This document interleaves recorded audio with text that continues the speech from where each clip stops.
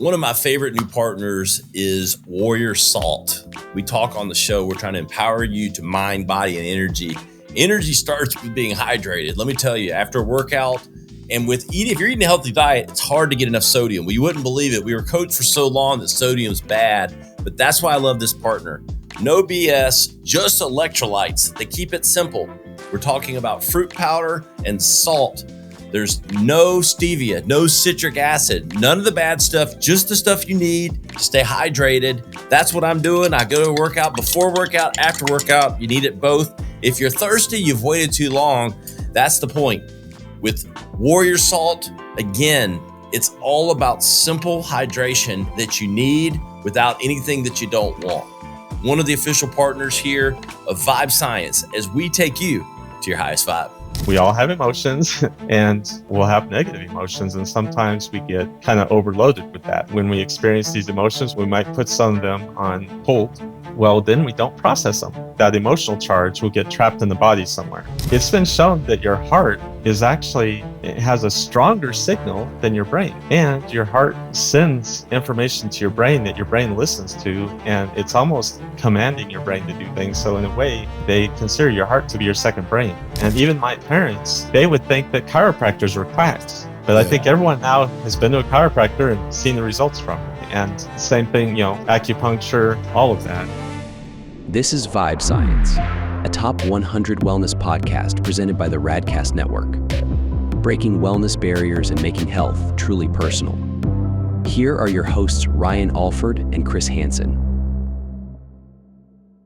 Hello, and welcome to Vibe Science. We're always taking you to your highest vibe. It's about mind, body, and energy, as Chris and I try to be your guides to the best and brightest in both modern health and alternative wellness.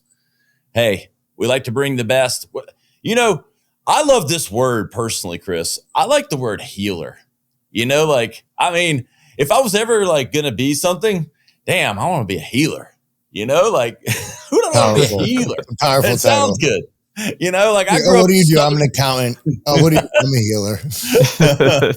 Chris kind of is a healer. The He'll is ailing you. But actually, we go to the specialist today. We've got a professional healer. He is a coach. He's got a specific modality that we're going to talk about today. We're going to talk about the EBB. I'm going to leave that as a little bit of a cliffhanger. We're going to let Tim Spriggs talk to us. What's up, Tim? Hi, Ryan. Hi, Chris. Thank you so much for having me on your show. This is really exciting. No, our pleasure. Yeah, so EBB basically stands for Emotion, Body, and Belief Code. And it's strange that I found this, but in a way, my whole life has kind of prepared me for it and led me to it. And once I started learning about it, I couldn't get enough. I said, this is me. This is what I've been looking for. Yeah, man. Well, it lines perfectly. We say mind, body, and energy. There's a lot of, connection points to, EBB. And the more we do this show, we talked about this pre-episode, I am convinced that we have all the tools we have inside us, but we do need help drawing them out and leveraging them to our highest vibe. And I think it's less, maybe complicated, but it does take specific practices, beliefs, and I've really come to believe that we talk ourselves into both prosperity and health issues sometimes in a lot of ways. Yes. I know there's certain cancers and things that are way more complicated than that, but I'm just talking about everyday sort of mentality stuff. Would you agree, Tim? Completely. It makes such a difference. I talk to people about this pretty frequently, especially when we first were getting into cell phones and texting and everything. You get a text and it could be just totally benign, but depending on how your attitude is that day, you could take it completely wrong and fly off the handle or something, and that's just a simple, Guilty. And I think we're all guilty of that, but you could also choose to take it the other way, take it more on a positive note. And so yeah, we do that with ourselves internally all the time. Yeah. And interestingly, what we found as well is we may have something inside of us that's negative that keeps basically speaking to us, and we may not even know it was there because we may have acquired this when we were, I recently had someone I was working on that they acquired these things when they were 10 days old. And you can inherit things too. And so you inherit these beliefs without even knowing they're there, without knowing. And so it clouds your judgment. It's kind of like putting a filter on everything that you interact with. And when you have a negative filter, of course, you're going to see things more negatively. And when you have a positive filter, well, it's more positive. So with the modalities that I use, we can go in and actually determine what those negative statements are. And I connect with the subconscious. I ask yes or no questions, and we get down to the root cause of whatever is going on with you. And some people are like, well, wait a minute, what if I don't really know what's going on with me? That's okay too. We can still have a session, because I just say, all right, the focus on the session is whatever's in the best interest of this person. And the subconscious then, because the subconscious knows everything, it knows your entire life, every little thing that's happened to you, and it knows what's in your best interest. When I hear Tim speak, Chris, I think of like some of the discussions you've had and talked about, like, your experiences with ayahuasca and things like that, like where you're getting deep. Like, I mean, obviously that's using plant medicine, but I'm hearing like a lot of, I don't know, a lot of the subconscious navigation in that terrain. Absolutely. Yeah. And I would say it's something I've thought about a lot recently, even this week, of just those, like, our thoughts sometimes even aren't our own, right? Or like you said, it's subconscious programming from years and years of basically operating software. It's our operating system. Yes. You're just running the computer in the background, that there's no action being taken, but realizing like, hey man, you can upgrade that software, right? You can rewrite the code a little bit. Like you said, I'm assuming that's what we're going to go into with your EBB. Exactly.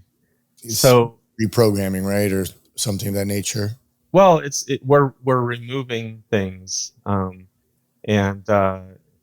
this is more like antivirus. And it's some people kind of. I love that. Which I don't know if we said this. Tim's background is IT, so I didn't mean to go there. It just kind of was where my brain could easily make find some way to simplify what you were saying, talking, Chris. I'm going. That's where my brain went.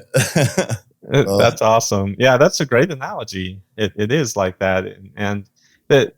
So some people worry because the word belief it's like, oh no, you're going to change my beliefs, and it's like, no, that's not this. And also, it doesn't get rid of your memories. It gets rid of the energetic charge of whatever this is. So, starting with the emotion code, we all have emotions, and we'll have negative emotions, and sometimes we get kind of overloaded with that. So when we experience these emotions, we might put some of them on hold. Well, then we don't process them, and then that emotional charge will get trapped in the body somewhere, and that will then it takes time, but over time it can cause a blockage. So if you know anything about acupuncture, acupressure, it's kind of that concept where it's creating a blockage. And so it creates an illness, a sickness, and so we can go in and determine exactly what the emotion was. We can remove it, and when we remove enough of them, then it clears that blockage, and your body can go back to functioning the way it's supposed to. Tim, talk to me a little bit, like how much of this, when you're working with people, I want to just maybe for our audience be specific about maybe some of the techniques and ways that you unlock these things. Like, is it like you talked about getting to the subconscious, like how we get there? And is it just making people aware of things that you see that they can't? or is it deeper than that? Maybe walk through a little bit of the technique. Yeah, that's a good question. So actually, no, I go in and energetic remove it. Now, sometimes if people want to do it themselves, they can. I can tell them how to do it. And it started out where we would use magnets going down the governing meridian, which starts here and goes all the way down your back, but you only have to do a few inches of it. But it turns out, we're magnetic people. I mean, we're magnetic entities, and so you can just use your hand even to do it. But typically, I'm the one who does it for them. And when we're remote, which is a lot of the clients, then I end up using my own self as a proxy. And so I swipe on myself to get rid of those energetic charges. And there's typically, I've had as many as, 114 in one session for someone, but typically it's like 30 to 50 imbalances, trapped emotions, and the negative statements put together. And we have to identify all of this first when we're talking about the belief system. And that's what I always start with. I try to see, hey, can we correct this with, finding a belief system? But sometimes it's just a, body imbalance. And sometimes it's just an emotional, there's several trapped emotions that need to be removed. But once we identify them, then I can remove them one by one. But is it mentally, like when you say identifying them, are you setting up questions, things, and like getting them to sort of call out things that maybe they were unaware of, like in that identification process? Not so much. Once I have the focus of the session, and I connect. I use muscle testing, which is it's kinesiology, and I connect with their subconscious, and I'm asking the subconscious yes or no questions. So I may say, I start out, if it's a belief system, I say, is there a belief system that is causing this issue? And, yes or no. If no, then I'll go to body or just the emotion codes or the emotion part of it. And, then I go from there. Is there, like, once I do the negative statements, I'll say, is there an associated imbalance? And we'll go through and find all the imbalances, which can be misalignments or, like I was talking about, it could be toxins or whatever. But we, I go through and identify them. And then the trapped emotions as well. It says, is there a trapped emotion that's contributing to this, or an inherited trapped emotion? And so we go through and identify them, and then we can remove all of those. So I am asking, but it's not their conscious mind, it's their subconscious. And is there a lot hypnosis, of times, like state or something? Is it similar to that Yep. You're talking with the subconscious? It's just like we're talking right now. I don't have to go into a trance or anything like that. I am. There's a connection, but yeah, it's, and a lot of times people will want to talk while I'm doing the session. We'll just talk back and forth, and while I'm doing it. But then when I identify, I tell them as I'm going along that I identify each thing, and sometimes they'll be going, "Oh wow, yeah, I remember that," and it'll come up in their mind. What keeps something like this from being successful? Does someone just have to be ready for it? Not really. I think for them to, it as long as they're there and saying, "Hey, I want you to work on this," and then I send a full email to them with all the results that we had, everything that we removed, and so that they can look at it, and if they ever have, they can go back and say, "Hey, what was this about?" If they don't think to ask it during the session, and just to mention this, some people just say, "Hey, this is what I want you to work on. Do it whenever you can fit it in." And then I send them the results. And if they have questions about it later, then we can have a short session going through the results. But they can ask specifically, even though I've removed it, again, their subconscious, knows everything about their life. So I could say, hey, when we were working on this person on this date and we removed this specific thing, when did they first acquire that? And we can actually go back in like I did with that one person and say, okay, it happened, around this age and so on and so forth. And then that helps them. But typically they don't need any of that. It'll still get removed. It'll still help with their issue. Is a perfect instance was the person who had the fibromyalgia. She's in Houston, and she just said, yeah, whenever you can fit me in, do it. And she was very skeptical even. And, like I said, I did those few sessions and it does take some time to process. That is one thing I always tell people is, it sometimes it's immediate, but sometimes, it can take a few days or something. But anyway, she emailed me a few days later and she goes, I don't know what you did, but it's gone. It's just completely gone. So yeah, I think there is a little bit of an element if you're not at least a little bit open. Like there can be people that are just so stubborn right. that I'm not sure, but my thought is that yes, I'm still removing those. They're not coming back, but because they're so stubborn, their body rebuilds whatever the issue was. So that's, and I don't know that for a fact, but I haven't actually had someone in that instance. It has helped every single person I've worked with.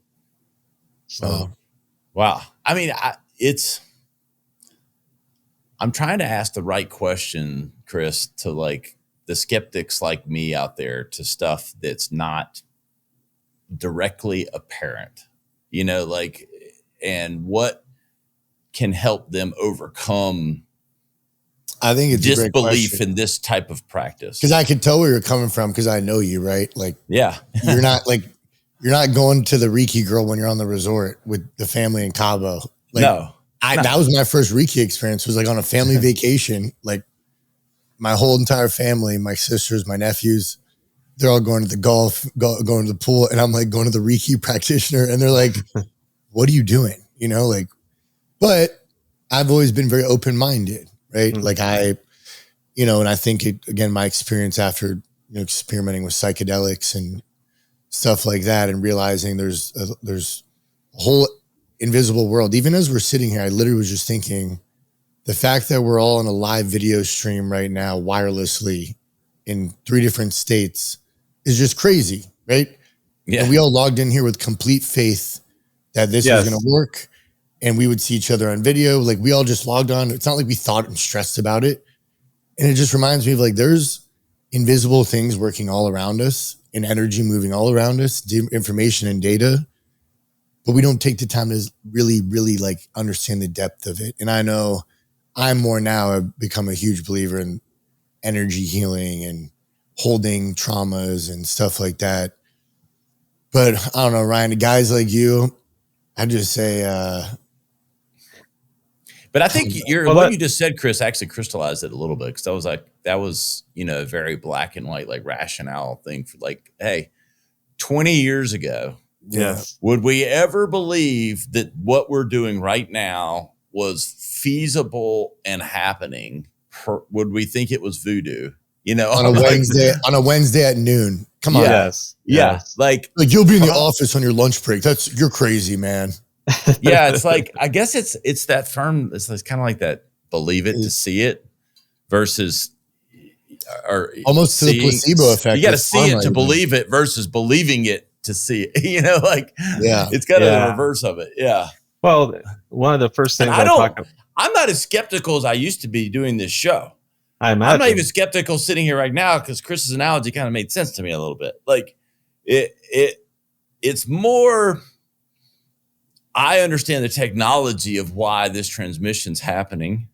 I don't necessarily understand the technology or practice enough to be educated. Mine is probably more ignorance than disbelief. How about that? Yeah. I could see that. I would say that it's probably the norm for me as well. I felt like that too until I kind of just like had a random hunch one day, like, oh, that looks interesting. Let me go sign up for that. Well, and that's the thing is trying out new things. You don't know what to expect usually, and you go in and try it, and it's like, oh, this is cool, or whatever. And it doesn't have to be healing; it's anything, because there's always that little apprehension. Oh no, I don't know what's going to happen. Oh, I had some side eyes from my family when I got back, after my session, and everyone's like hanging out after the pool. They're like, so how was it? Like, what happened? What did you feel? Like, did they stick you with a needle? It's witchcraft, I think, Yeah. Well, I mean, that's where your mind goes a little bit. It's just because of the stories, the narratives we've been told over the years of witchcraft and voodoo and all that stuff, right? And you could start to actually, if your mind can wrap itself around what we're talking about and understand the frequencies and the energy and like everything that's happening, you don't have to go too far down the witchcraft voodoo path to go, well, maybe that's real too. Well, and I have another comparison of like, and I think most men who are most stubborn about this topic would actually agree with me on this. Like we believe in like women preparing food made with love, right? Like it tastes different, right? Your mom's home cooking. It's like that's an invisible thing that we know is like has value to us, right? Where I think it's just, we got to frame it in a way. And I think the energy stuff, just a lot of guys think it's very feminine, right? It's just voodoo, femininity. But if you even get into real sports psychology and any of these pro athletes, you're going in the subconscious. Like you're reprogramming, that's, they might not call it energy healing, but I mean, these guys, these boxers, everything, it's a mental game more than anything. And they'll all say that it's all challenging your belief system and your capabilities, right? I had studied meditation, and I was in the martial arts before, and I've seen amazing things. Actually, in one of my tests I did, there were 3 boards I was supposed to break. Well, I broke the middle one. How do you explain that? But yeah, it was. I didn't intend to, but that's what happened. It's like, that's interesting, But even Einstein said everything, absolutely everything, is made out of energy. And if you start there, which it's really hard to comprehend because you have a desk, it's like, this is energy. But yeah, our bodies are energy. The desk is, everything is energy. It's just going at a different rate, a different frequency. Oh yeah, I mean, you could feel it when somebody walks in the room. Like, yes, same thing. Like if they're, it's almost just is obvious, like body language or things like that. But then there's Can you tell when your wife comes home and she's pissed off or not? Yeah. Can you feel that energy when she comes to the front door? Yeah. I'm like, oh boy. What do I do now? Yeah, exactly. So if you think about those kinds of examples, you can see where, this could work. I mean, it kind of makes sense. And then the hard part is, well, let's give it a try. I've had so a lot of people will come and they're saying, doctors haven't done anything. They haven't been able to figure out how to help me. Can you help me? And it's like, well, sure, let's give it a shot. And like I said, I haven't had anyone who hasn't been helped with it.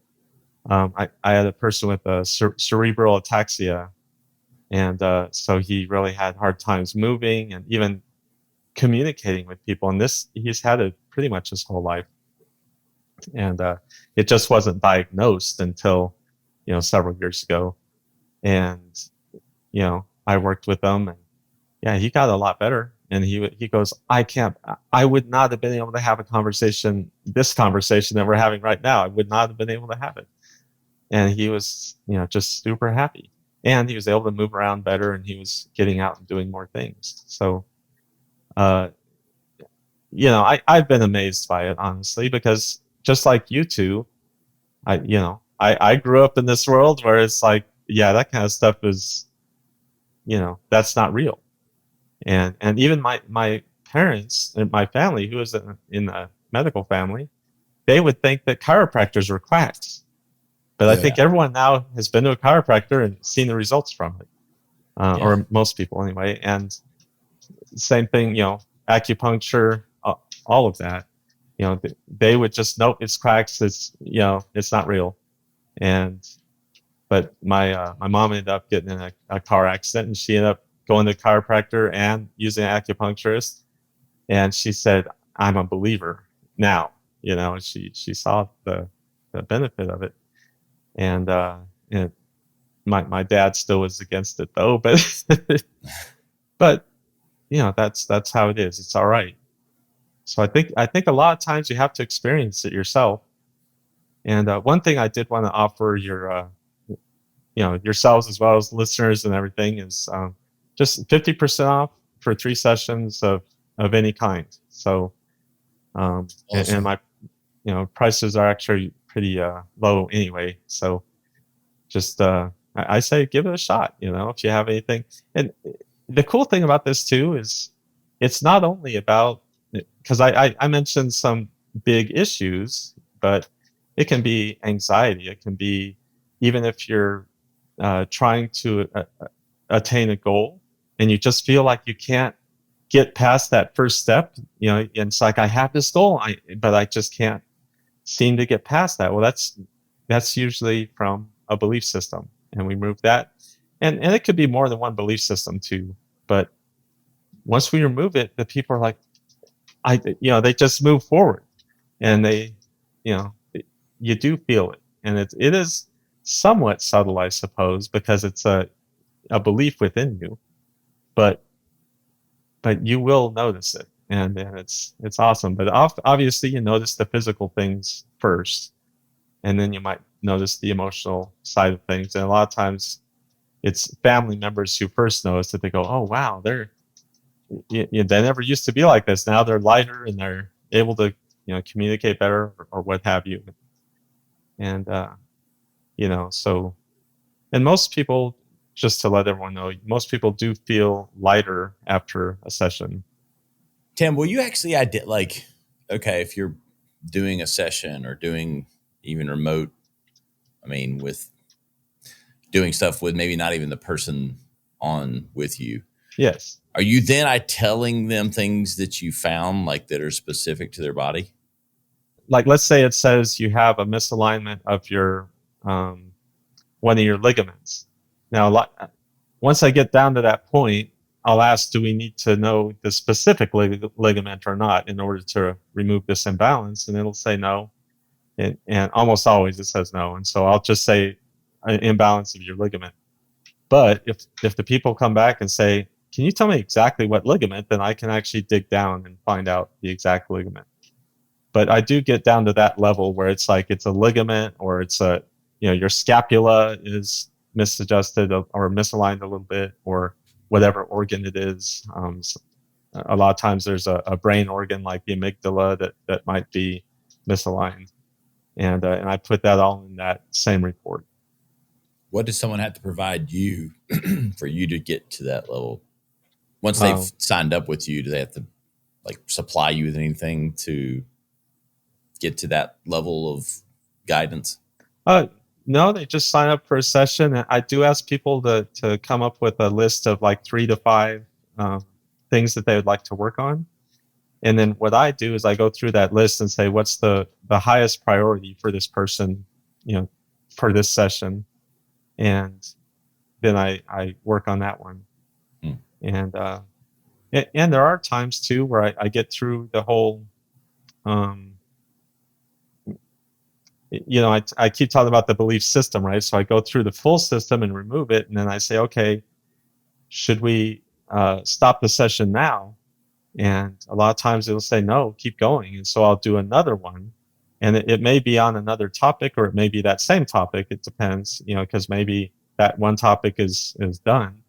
And so I'll muscle test again to see which is the highest priority after that, and we'll do that one. And so, yeah, that's really all you have to do. And it helps to be hydrated. And I always tell everyone that, once we're done, make sure you hydrate. And, I get, and this is painless. It's non-invasive, obviously, but there are times when I always have to say, within the next 24 to 48 hours, sometimes your symptoms might seem a little worse, but it goes away. That's just part of the healing process. Your body has to work through all of this, and so it's nothing to be afraid of or anything. Fascinating. Yeah, Chris, any final questions or thoughts for Tim? I want to encourage people to go give it a shot. Yeah, it was a cool experience for me, and I've done another one down here recently as well with a friend of mine that I find value in it. So, and it's something 5 years ago I never would have ever considered. So just that's my words of encouragement is check out Tim's offerings, and obviously offering a cool 50% off. So, if you sign in onto the site, use the code special50, and that'll give you the 50% off automatically. That is wellnessrevival.net. Yes. Tim, you have my word that I will consider this. Okay. I will consider it. This is the closest I've ever come to considering it. Wow. So you've pushed the needle further. That's a good job, Tim. And look, I have this show to empower and to bring these ideas. I mean, I believe empowerment, and everyone needs to judge for themselves. Like I'm not the judge, jury, and executioner. Like I just want to be and bring a lot of discussion around a lot of things that can help people, and then let people make their decisions for what's right for them. And I think that's what Chris and I are trying to do. We're the curators and the guides, but we're not the decision makers. And I think there's too much, and I was one of them, skepticism without knowledge is criminal. Yes. So yes. I am, increasing my own knowledge, and I appreciate you for sharing yours. Well, thank you so much for having me on. And again, my main thing, I want to help people, and that I found this great modality, and I'm just so excited about it. And it's, I'm amazed by it every day, even though I've seen some amazing things already, but it's still is like, wow, this is such a great thing. And I'm so happy we're communicating all this to people, and I hope people, take advantage of it, and so I can help them. Thank you. Chris, any final words? Rock and roll, baby. Wellnessrevival.net. Check out Tim Spriggs and that discount code. We'll have that in the show notes as we continue down this journey. Hey, there is no destination. It's always a journey to your highest vibe. Once you never get all the way there. We're just trying to make you turn the dials that make sense for you. Ultimately, you can find us at vibescience.com. We've got tons of new articles and new insights being posted there from all the amazing guests like Tim. Chris and I share commentary, insight there. So join that newsletter. You can get all the info at vibescience.com. Chris Burby Hansen on Instagram. I'm at Ryan Alford, and we really appreciate Tim Spriggs. We'll see you next time on Vibe Science. The content discussed on this show is provided for reference and educational purposes. The content is not an attempt to practice medicine or provide specific medical advice. Always consult your personal physician for medical advice and proper diagnosis. Thanks for listening. This is Vibe Science. To learn more or watch full episodes, visit vibesciencepodcast.com. Here's to discovering your highest vibe